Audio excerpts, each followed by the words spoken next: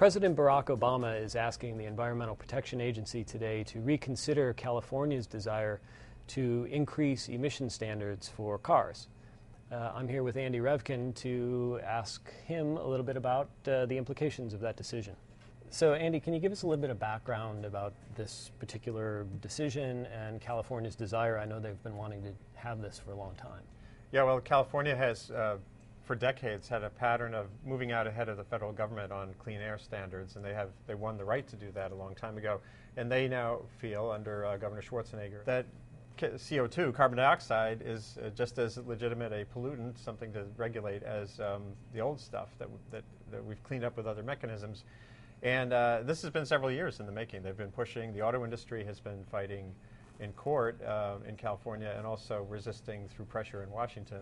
The Bush administration resisted this relentlessly, and they always were trying to portray auto efficiency as a federal initiative unrelated to climate. Are their concerns legitimate in that the auto industry, as I understand it, will often say that they'd rather not have to deal with a number of statewide initiatives because it would be incredibly difficult and complex to manufacture to multiple standards. Is that a legitimate concern of theirs, or?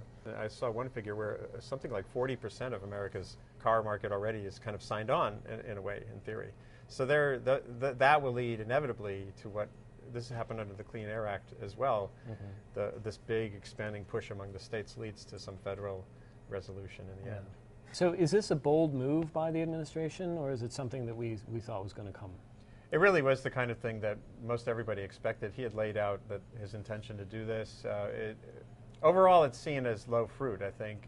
Signing a piece of paper is different than pushing forward with Congress to write a new bit of legislation. California now will face its own hurdles in trying to move this forward in court, for sure.